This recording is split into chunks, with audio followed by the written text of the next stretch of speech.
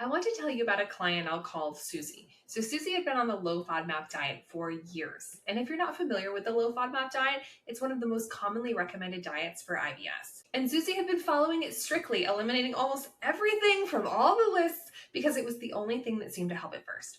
She was eating in her car most mornings, she was grabbing lunch whenever she had a break, and eating dinner late after getting the kids to bed. She had tried adding more fiber because she heard it might help, and it made everything dramatically worse.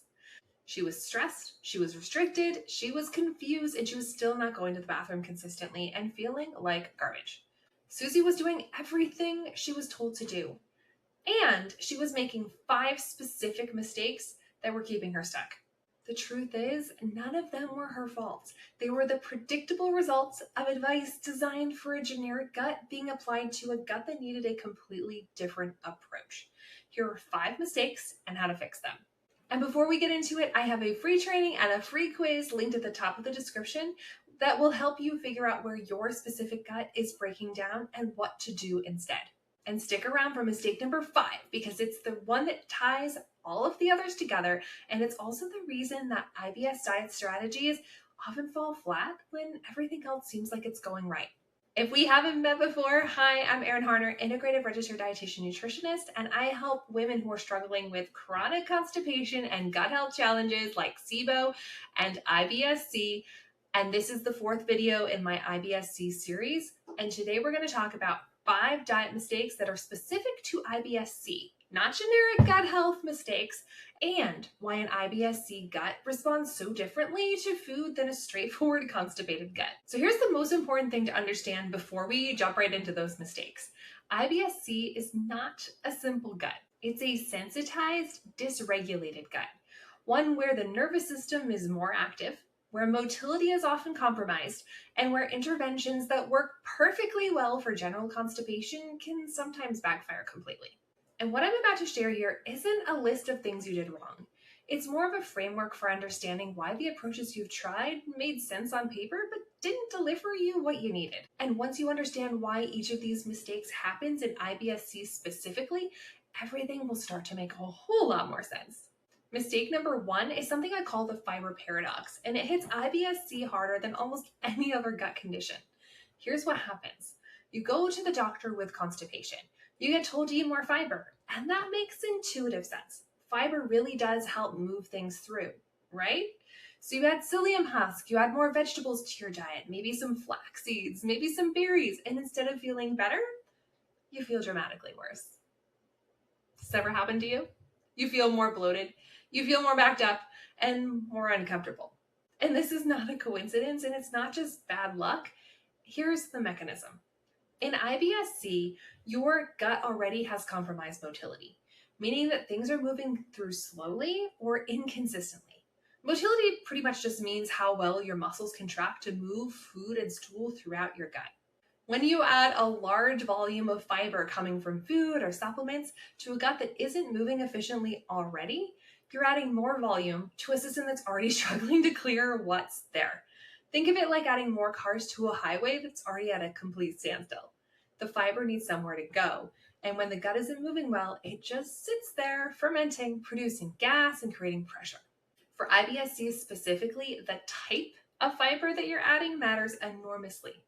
Soluble fiber are the kind that softens stool and helps it hold water.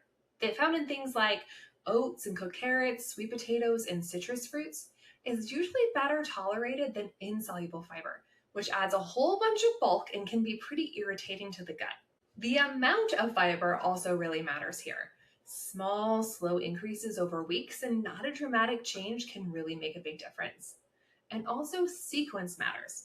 So fiber works best in a gut that already has some baseline rhythm and movement established. I actually have an entire dedicated video on the fiber paradox in the description if you want to go deeper on this. But the key takeaway for IBS-C is this.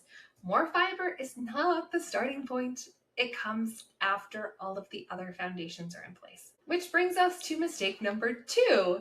Mistake number 2 is the low FODMAP trap. And this is one I see constantly. And what I want to be really clear is not a criticism of the low FODMAP diet itself. I actually use it in practice regularly. It's one of the best researched dietary approaches for IBS, and it genuinely helps a lot of people feel better. But there are some challenges. So let me explain what it is first. FODMAPs are a group of fermentable carbohydrates, certain sugars basically and fibers that ferment really fast in the gut and produce gas. In a sensitized IBS-C gut, that fermentation process can trigger significant symptoms. The low FODMAP diet temporarily reduces those carbohydrates to give the gut a break and reduce the symptom load. Things like gas and bloat and abdominal pain that are very common with IBS and IBS-C. Here's the key word though, temporarily. The low FODMAP diet was specifically designed as an elimination reintroduction protocol. 2 phases, elimination, where you pull out the high FODMAP foods, and then the reintroduction phase, where you systematically bring them back one category at a time to figure out which specific food categories and which specific foods your gut actually reacts to, and which one it can handle just fine. The mistake I see all the time, and it's an incredibly common one, is staying on the elimination phase indefinitely and never actually doing the reintroduction. What happens when someone stays on full low FODMAP for months or years is this. The safe food list gets smaller and smaller and smaller. Dietary variety disappears, and here's the piece that's really important for IBS-C. The microbiome becomes less diverse. Diversity is really, really important, and it declines. The truth is, your gut bacteria need a wide variety of foods to stay diverse and resilient, and prolonged restriction starves the beneficial bacteria that your gut depends on. The thing about FODMAPs is they're food for the gut microbiome. Now, going back to my client Susie had been on a low FODMAP diet for years with almost no variety in their diet. When Susie and I started working together and carefully reintroduced FODMAP categories one at a time, she was actually able to add back several categories of foods without significant reactions.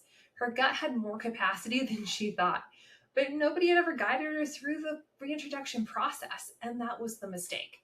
The goal is always the most varied diet your gut can tolerate, not the smallest, safest list. Restriction is a temporary investigation tool, and I use it all the time. Temporarily, there has to be a reintroduction phase. It was never meant to be a permanent way of eating. Now let's talk about mistake number 3, which is eating in a stressed state. This is all about how you eat, not what you eat. So your gut runs on the parasympathetic nervous system. This is the rest and digest state, the neurological mode that allows your body to fully activate digestion, release enzymes, coordinate motility, and properly absorb nutrients. The opposite nervous system state is the sympathetic nervous system, or fight or flight, also known as stress mode.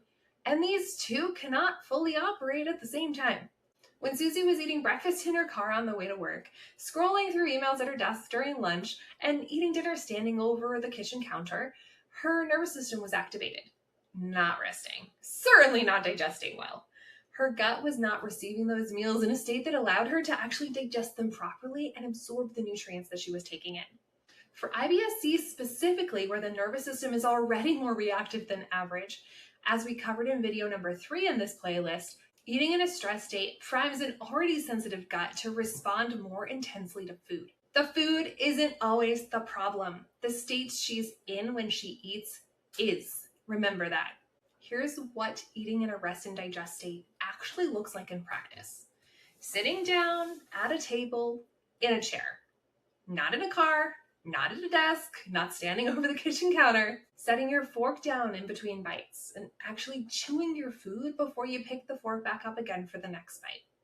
No screens, no driving, no multitasking during the meal other than a conversation with family or friends. And not every meal needs to be a slow, elaborate experience, but the physical act of sitting down, putting your feet on the floor, slowing down, and chewing thoroughly is the difference between a gut that receives a meal properly and one that doesn't. This is a small shift with huge impacts. Mistake number 4 is erratic meal timing, and this one connects directly to what we covered about the nervous system in video number 3. Your gut runs on what researchers call a biological clock. It's an internal rhythm driven primarily by when food arrives. When you eat at consistent times, your gut actually starts preparing before the food arrives. It releases digestive enzymes, activates motility signals, and gets ready to receive and process the meal that you're taking in. When eating times are unpredictable, skipping breakfast some days, eating lunch at wildly different times, grazing throughout the afternoon instead of eating an actual meal, the gut clock loses its reference point. It doesn't know when to be active and when to rest. And for someone with an IBS-C gut that's already dysregulated and already hypersensitive, that unpredictability removes whatever small amount of rhythm it was starting to build. It removes the sense of safety. Susie was skipping breakfast. She was grabbing lunch whenever her schedule allowed, and she was eating dinner late most nights after she got her kids to bed. Her gut never knew what was coming. And a gut that doesn't know what's coming can't prepare to receive it. The fix here is not a rigid, perfect solution. It's consistent meal windows. Eating within a similar 1 to 2 hour window each day gives your gut clock enough predictability to start functioning more reliably. Breakfast around the same time each day, lunch around the same time each day, dinner around the same time each day. That's it. It's consistency, not perfection. And this is rhythm. Which brings us to mistake number 5, and this is the one that ties all of the others together. And this is the reason that most IBS-C diet strategies fall flat when everything else seems like the right thing to do. So many people jump straight into dietary interventions, changing their diet before the rhythm and nervous system foundations are in place. And here's the pattern I see all the time. Someone is diagnosed with IBS or IBS-C and she starts researching. She finds the low FODMAP diet and she tries it. She adds fiber supplements. She tries eliminating gluten, then dairy, then eggs. She takes probiotics. She tries a new gut health protocol, and none of them produce lasting, consistent results. The real reason is not that she chose the wrong diet or the wrong supplements. It's that she's trying to fine-tune inputs for a system that doesn't yet have the foundation to even respond to them properly. If we think about it this way, dietary changes are powerful medicine for IBS-C, 100%. I mean, I'm a dietitian. But they work by interacting with a gut that has some baseline function, some nervous system regulation, some rhythm to build on top of. And when the nervous system is still dysregulated, meal timing is still erratic, and the gut is still in a state of constant stress and unpredictability, the dietary interventions don't have stable ground to land on. It's like planting seeds in soil that hasn't been prepared properly. The seeds might be exactly right, but without the right conditions, they can't grow. And unfortunately, my client Susie was unknowingly making all 5 of these mistakes simultaneously when we started working together. And the first thing we did was not add a new diet. We worked on rhythm first. Consistent meal timing, slowing down at the table, building nervous system safety through predictability, creating the conditions that her gut needed before we changed what she was eating. And once that foundation was in place, once her gut had rhythm to stand on, everything else started working well.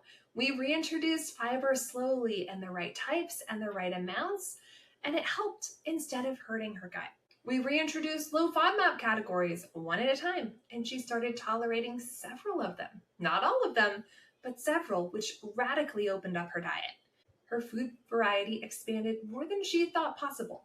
Her gut actually had more capacity than anyone told her it would, because the foundation was finally there. Rhythm first, food second.